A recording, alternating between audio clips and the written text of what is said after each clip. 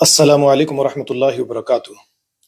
قرآن کریم میں حضرت ابراہیم علیہ السلام کی دعا کا مطالعہ یقیناً ہمارے لیے باعث دلچسپی ہوگا۔ ربنا وجعلنا مسلمین لک ومن ذریتنا امۃ مسلمۃ لک وارنا مناسکنا وتب علینا انک انت التواب الرحیم۔ سورہ بقرہ آیت نمبر 128۔ اے اللہ، ہمیں اپنا فرما بردار بنا لے اور ہماری اولاد میں بھی ایک جماعت اپنی اطاعت گزار رکھ، اور ہمیں اپنی عبادتیں سکھا اور ہماری توبہ قبول فرما۔ تو توبہ قبول فرمانے والا اور رحم کرنے والا ہے۔ حضرت ابراہیم علیہ السلام کی دعا قبول ہوئی، اور ہم دیکھتے ہیں کہ آپ کی اولاد سے انبیاء کا ایک سلسلہ جاری ہوا، یہاں تک کہ یہ سلسلہ اسماعیل کی اولاد محمد رسول اللہ صلی اللہ علیہ وسلم پر تمام ہوا۔ تمام انبیاء پر ایمان لانا ہم مسلمانوں کے لیے ضروری ہے۔ ہمیں حکم دیا گیا کہ ہم کسی میں کوئی فرق نہ کریں۔ لا نفرق بین احد منہم ونحن لہ مسلمون۔ سورہ بقرہ آیت نمبر 136۔ یہ سب کے سب ہمارے لیے قابل اتباع ہے۔ وہ لوگ جنہیں ہم اہل کتاب یہود و نصارہ سے جانتے ہیں، ان میں سے وہ جو ان انبیاء کے سچے اتباع کرنے والوں میں سے ہے، قرآن ان کی بھی تعریف کرتا ہے۔ لیسوا سواء من اہل الکتاب امۃ قائمۃ یتلون آیات اللہ آناء اللیل وہم یسجدون۔ سورہ آل عمران آیت نمبر 113۔ اہل کتاب میں سب ایک جیسے نہیں ہے، بلکہ ایک جماعت حق پر قائم رہنے والی بھی ہے، جو راتوں کے وقت کلام اللہ کی تلاوت کرتے ہیں اور سجدے بھی کرتے ہیں۔ اس آیت میں اللہ رب العالمین نے یہود و نصارہ میں سے ان لوگوں کی تعریف کی ہے جو انبیاء کی سچی اتباع کرنے والے ہیں، جو کلام اللہ کی تلاوت کرتے ہیں اور راتوں کو اللہ کی عبادت میں مصروف رہتے ہیں۔ اور اہل کتاب کا کھانا بھی ہمارے لیے حلال کیا گیا، جیسے سورہ مائدہ کی آیت نمبر 5 میں فرمایا وَطَعَامُ الَّذِينَ أُوتُوا الْكِتَابَ حِلٌّ لَكُمْ۔ اور اہل کتاب کی پاک دامن عورتوں سے نکاح بھی ہمارے لیے حلال قرار دیا گیا، جیسے سورہ مائدہ کی آیت نمبر 5 ہی میں فرمایا وَالْمُحْصَنَاتُ مِنَ الَّذِينَ أُوتُوا الْكِتَابَ مِنْ قَبْلِكُمْ۔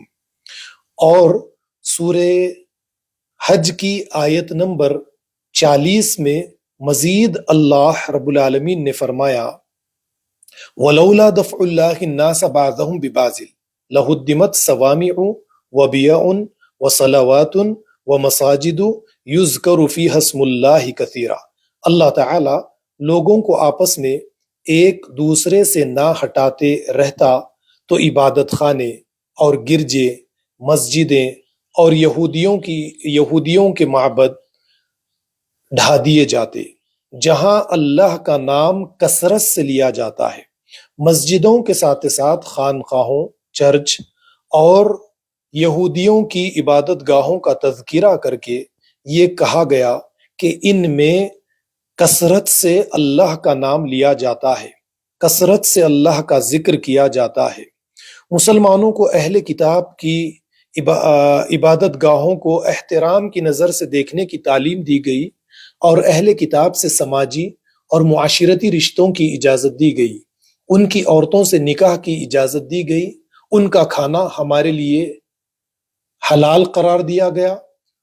اور وہ امت جس کے لیے حضرت ابراہیم علیہ السلام نے ایک وقت میں دعا کی تھی وَمِن ذُرِّيَّتِنَا أُمَّةً مُسْلِمَةً لَكَ، میری اولاد میں ایک جماعت اپنی اطاعت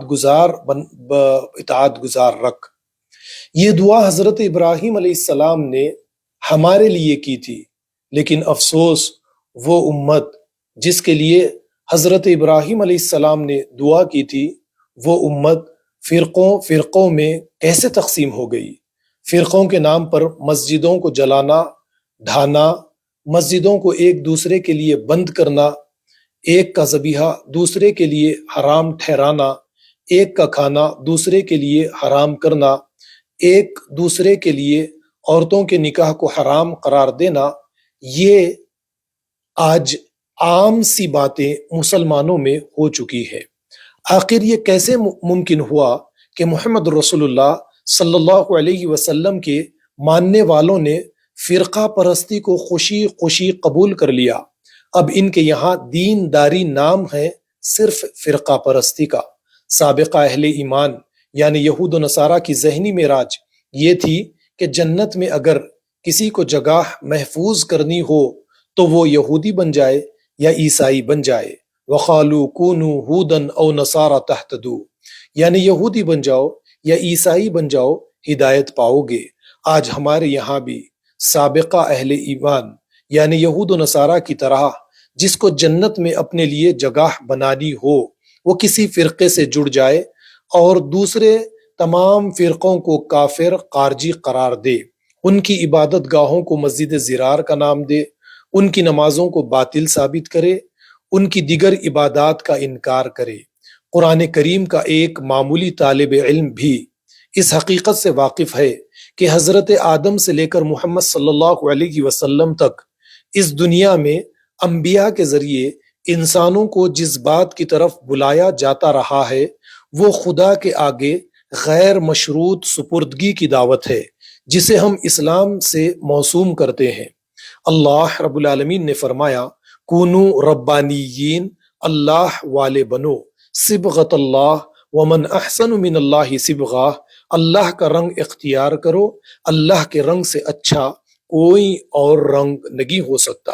سورہ بقرہ آیت نمبر 139۔ والسلام علیکم ورحمۃ اللہ وبرکاتہ۔